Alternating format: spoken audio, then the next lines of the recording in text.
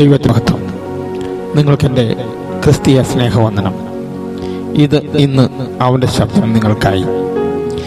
നിങ്ങൾ ജനവും ഞാൻ ദൈവവും ആയിരിക്കും. യിരെമ്യാവ് 11:4. അവയെ നിയമത്തിൻ്റെ വചനങ്ങളെ പിതാക്കന്മാരോട് അവരെ ഇരുമ്പ് ചൂളയായ മിസ്രയീം ദേശത്ത് നിന്ന് കൊണ്ടുവന്ന നാളിൽ കൽപ്പിച്ചു. നിങ്ങൾ എൻ്റെ വാക്ക് കേട്ടനുസരിച്ച് ഞാൻ നിങ്ങളോട് കൽപ്പിച്ചതുപോലെ ഒക്കെയും ചെയ്യുവിൻ. എന്നാൽ നിങ്ങൾ എനിക്ക് ജനവും ഞാൻ നിങ്ങൾക്ക് ദൈവവും ആയിരിക്കും. മിസ്രയീം ദേശത്ത് നിന്ന് കൊണ്ടുവന്ന നാൾ എന്ന് പറയുന്നത് മിസ്രയീം വിട്ട് മരുഭൂമിയിൽ ആയിരുന്ന 40 വർഷങ്ങളാണ്.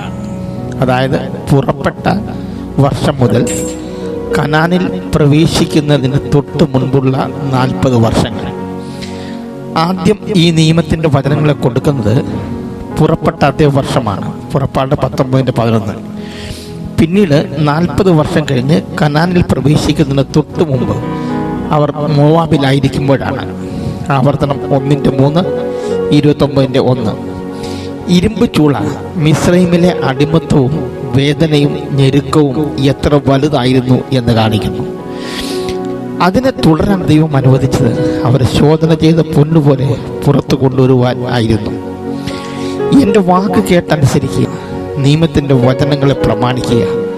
കൽപ്പിച്ചതെല്ലാം പ്രമാണിക്കാനുള്ളതാണ്. തികഞ്ഞതും ഏകീകൃതവുമായ അനുസരണമാണ് നിയമത്തോട് വേണ്ടത്. എങ്കിലേ അനുഗ്രഹം പ്രാപിപ്പാൻ സാധിക്കുകയുള്ളൂ. ഇല്ലെങ്കിൽ ശിക്ഷ ഉറപ്പാണ്. എന്നാൽ നിങ്ങൾ എനിക്ക് ജനവും ഞാൻ നിങ്ങൾക്ക് ദൈവവും ആയിരിക്കും. ഇതാണ് പഴയ നിയമ ഉടമ്പടിയുടെ പ്രവർത്തന രീതി.